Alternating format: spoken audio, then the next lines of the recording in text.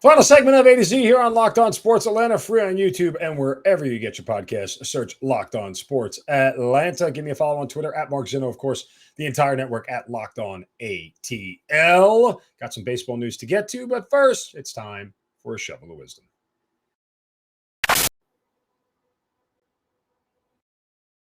Brace yourselves, because it's time for the shovel of wisdom.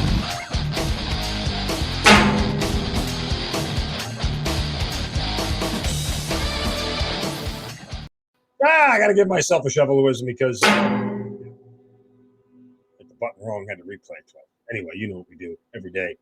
Use the hashtag shovel of wisdom on my Twitter account if you'd like to hand one out as well. And today my shovel goes to the UFC. Yeah, did you guys see what happened yesterday at the UFC 279 news conference? Yeah, it was canceled. Why? Well, because there were fights going on backstage, fighting each other. And not like the fighters who were going to fight each other on Saturday night. They were different fighters fighting each other. It's crazy. Kevin Holland and got into a skirmish with Khamzat Chimaev. I get messed up with these foreign names. But anyway, Holland's supposed to fight Rodriguez. Chimaev is supposed to fight Nate Diaz. And the other two got into a fight. And then Li Jingliang, who fights Tony Ferguson, got into a fight with former MMA fighter and agent Tiki Gosen. I mean, it was just melee backstage. And nobody could keep up. Dana White canceled the press conference. There was booing all over the place. I mean, I guess you come to expect it from the UFC. I mean, hey, they fight. That's what they do. But still, keep it in your pants, guys. Well, I guess that's not the right phrase. Keep your hands in your pockets. No, that doesn't work either. Hey, don't fight each other backstage before the actual fight. Okay, there's that. All right, let's get to Major League Baseball because they are going to vote on rule changes today with quickening the pace of play. Here are the rule changes that are expected to pass. And these are, I guess, I don't know, it seems to make the game more offensive if you ask me. But a 15-second pitch clock with the bases empty, 20-second clock with runners on. You get 2 disengagements from the rubber, including pickoff attempts per plate appearance. There is a requirement by hitters to be in the batter's box and alert with 8 seconds to go on the clock. Hitters are allowed 1 timeout per plate appearance. Only 2 infielders will be allowed on each side of second base, with all 4 required to be on the dirt.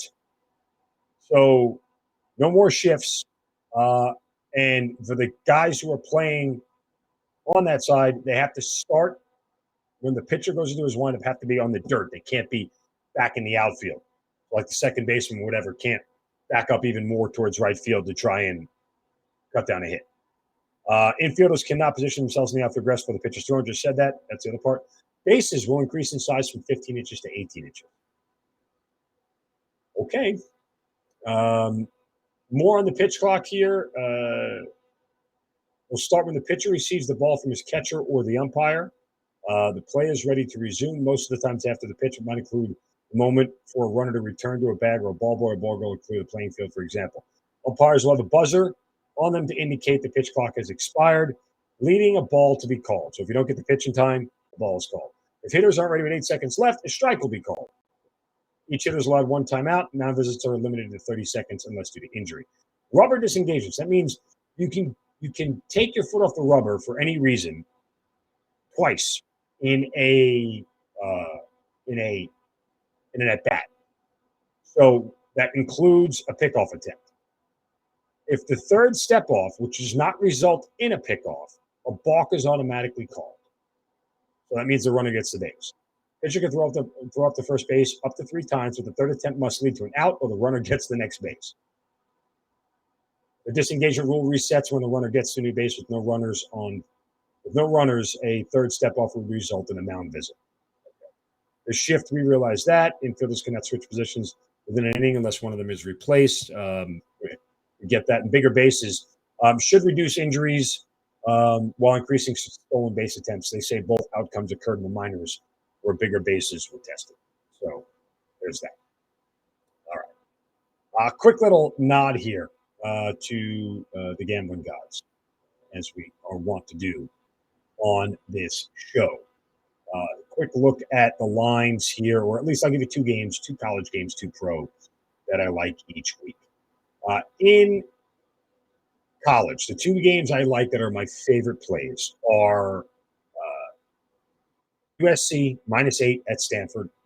This is a USC offense that's really, really good. It's going to continue to be really good. Both of these teams had bad defenses last year. USC got 10 transfers. I think they're going to be better. I don't trust the Stanford offense yet. Tanner McKee, the quarterback there, very capable, very good. But this is not a team that has a lot of other talent anywhere else on the offensive side of the ball. So I like USC to roll in a big spot here on the road. Lincoln Riley and everybody at USC has them playing with a ton of confidence right now. Caleb Williams was fantastic in week one. I'm going to back the Trojans here, laying the 8 points on the road. The Tennessee Pittsburgh over 66. This is a Pittsburgh defense last week. They gave up 31 points. Probably should have been more had JT Daniels not had a deflected pass intercepted. They gave up 31 points to a West Virginia offense that's nowhere near as good as the one in Tennessee. Pittsburgh defense is good, but it's not great. They lost a lot. They're going to get scored on. Tennessee's defense is bad. They're going to get scored on. So I like the over in this spot. I think Tennessee is a team that can score 40 points each week, similar to Ole Miss last year. They will be able to find the end zone on a routine basis. Hendon Hooker is going to have a phenomenal year, and he'll do it with his arm. He'll do it with his legs, and that is a number, I think, while the Tennessee totals are still sitting in the 60s, you could even go Tennessee team total. But while the totals are sitting in the 60s, I'd go get them because they may go up to 70. Trust me, it's going to get there. In the NFL, there are two games that I really like this week. They are both divisional underdogs.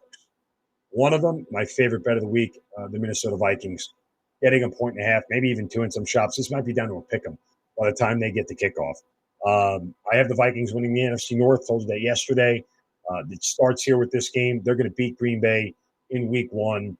This is a Minnesota offense that is nearly unstoppable at this point in time. And they are going to be very, very tough to beat offensively. Green Bay's got a good defense. And this isn't a knock on Aaron Rodgers or the receivers or anything else, but Minnesota improved their defense as well. Plus, Minnesota finally has an offensive head coach who's not a putz like Zimmer was and won't destroy the game the way Mike Zimmer did. So give me the Vikings plus 1.5 at home. And then I am going – I want to take the Raiders here, getting 3.5 points at the Los Angeles Chargers. I've been high on the Raiders all year long. Told you the guys that routinely. There's a lot of reasons to be high on the Raiders. This is a very talented team. And we'll find out Josh McDaniels take two the second time around. I think the Chargers, as good as they are from a talent standpoint, they're going to be a little bit overrated. I think the Chargers not going to be that good. There are another couple of dogs that I do like. I do like Pittsburgh getting all the points from Cincinnati. Going to fade Cincinnati. I'd wait to see if that thing gets to 7 by kickoff. They're at 6.5 now. I'd wait to see if it gets to 7. And believe it or not, Houston getting 8.5 points at home. Colts win. Houston covers. All right. I know I gave up more picks than I normally do, but these are just some of the games I like. I can't help myself.